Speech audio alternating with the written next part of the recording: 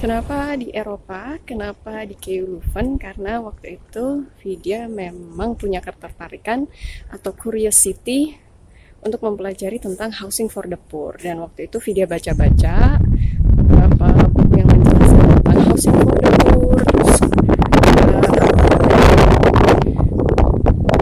ya jurusan atau kampus atau universitas yang punya jurusan untuk perumahan dan permukiman rakyat miskin ya di Kew Leuven, Belgium. Jadi kenapa Vidya pilih Eropa, kenapa Vidya pilih Kew Leuven, kenapa Vidya pilih Belgium, sebenarnya dikarenakan my curiosity, keingintahuan besar tentang gimana sih seharusnya seorang arsitek atau planner itu mengembangkan perumahan dan permukiman untuk orang miskin. Tada, ini suasana Fakultas Engineering ya. Selalu bunyi setiap pergantian jam. Ini harusnya jam 5 ya. Iya iya iya iya iya iya iya. Tapi ternyata tanpa disadari sebenarnya Eropa itu benua yang menyenangkan untuk arsitek dan planner. Kenapa? Karena ternyata jarak antara negara satu dan negara lainnya itu tidak berjauhan. Karena untuk arsitek dan planner, traveling itu sesuatu yang sangat penting. Apa ya? Ada satu quote yang mengatakan bahwa arsitektur itu sebenarnya tidak bisa dipelajari, tapi arsitek itu bisa diinspirasi. Tapi tanpa disadari sebenarnya Eropa itu menjadi pilihan yang luar biasa. Kenapa? Karena untuk arsitek dan planner, jalan-jalan atau traveling, visiting cities, buildings itu menjadi sesuatu yang sangat penting gitu. Karena ada sebuah quote mengatakan bahwa desain yang baik itu sebenarnya tidak dipelajari, tapi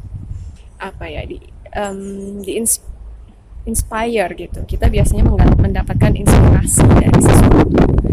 Nah, makanya jangan jadi mahasiswa kupu-kupu ya, kuliah pulang. Teman-teman mahasiswa studi di negara manapun, di kota manapun, usahakan setelah kuliah mampir ke beberapa bangunan yang bagus gitu.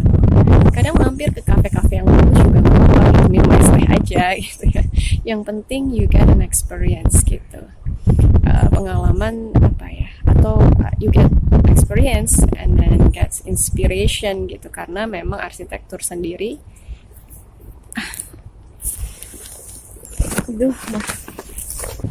kenapa Eropa yang kedua? Sebenarnya ini saya nggak tahu awalnya gitu. Saya baru tahu setelah saya study dan stay di Belgium gitu. Ternyata menarik banget study di Eropa itu. Kenapa? Karena jarak antara negara satu dan lainnya itu nggak berjauhan.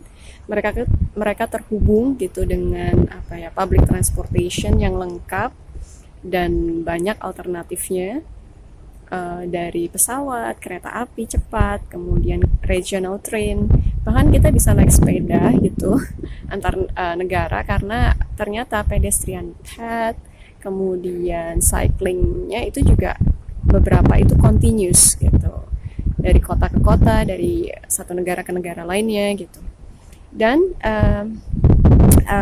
public transportation itu bisa dibilang sangat murah untuk kita bisa dapat pesawat negara yang sangat murah di Eropa ini.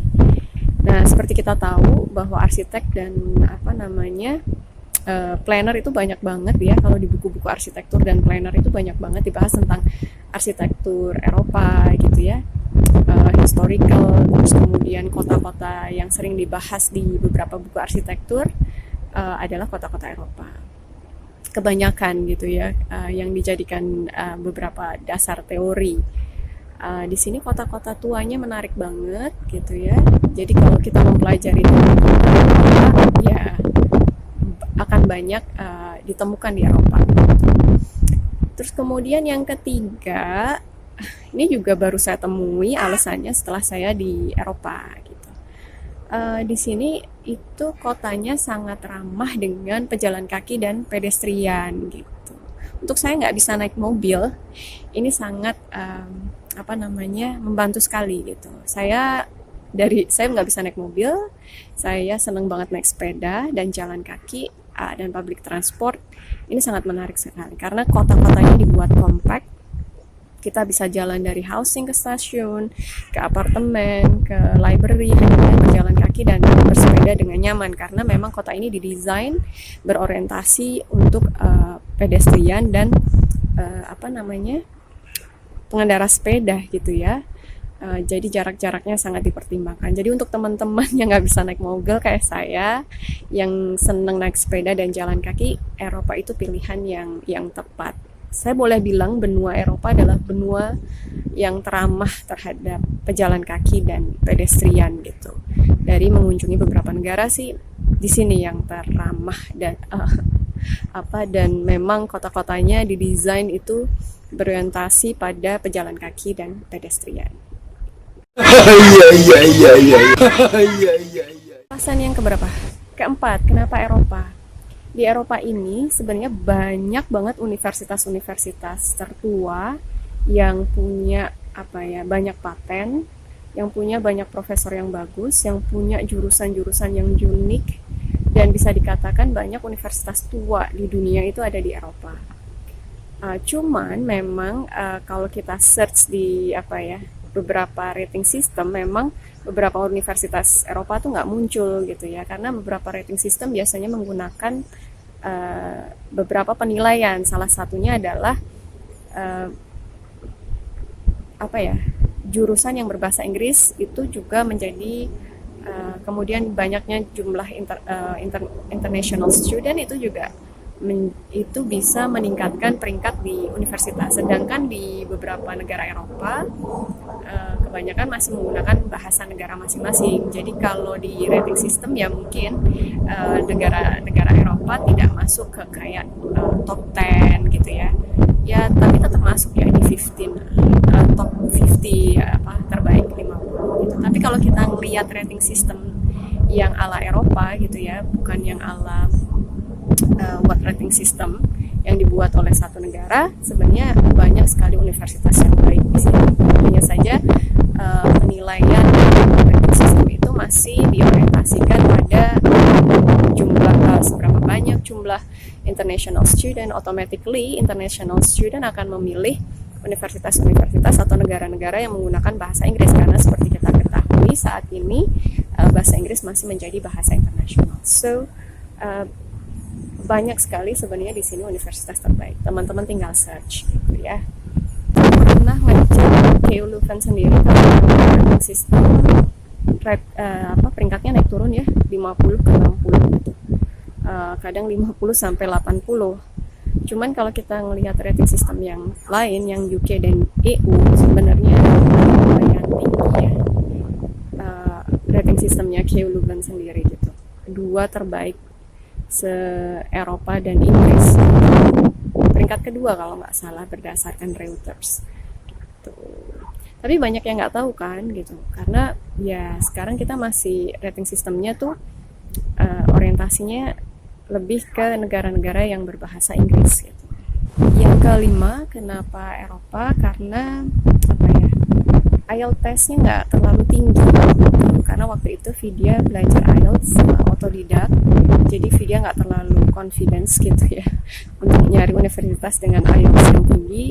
Dan di Eropa ini banyak universitas yang bagus yang hanya menuntut IELTS 6.5 gitu ya, minimum 6.5 gitu. Bahkan ada beberapa universitas yang juga menerima IELTS dengan skor 6 gitu ya. Juga ada beberapa universitas yang masih menerima 6.5 gitu. Jadi di sini menarik, kita bisa kuliah di beberapa universitas di dunia, tapi requirement untuk English tes bahasa Inggrisnya tidak terlalu tinggi gitu. IELTS-nya antara 6.5 to 7 gitu. Jadi untuk teman-teman yang bahasa Inggrisnya nggak bagus atau yang mempelajari bahasa Inggris otodidak dari buku seperti Vidya, Eropa juga bisa menjadi alternatif. Yang keenam, kenapa Eropa? Mungkin memang takdirnya di sini ya. Saya udah coba apply beberapa university waktu itu, dan memang diterimanya dapat LOE-nya waktu itu di Eropa dan di Inggris. Ya, jadi mungkin memang takdirnya di sini. Tapi alhamdulillah Vidya akhirnya tahu ternyata nama Vidya yang second name itu banyak dipakai oleh orang-orang Belanda gitu. Dulu sih Vidya cuma tahu kakek Vidya apa namanya dari konon dari Belanda gitu. Ya ternyata memang my second name itu family name gitu ya di negara Belanda.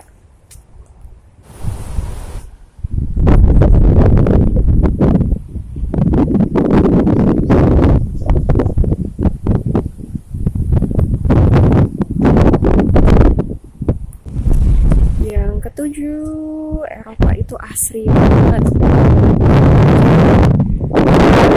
Kombinasi antara alam, nature gitu ya, dan juga bangunan-bangunan tua. Sangat terjaga banget bangunan-bangunan tua, alamnya. Jadi teman-teman yang mau belajar tentang nature, mau belajar tentang historical, this is the best place.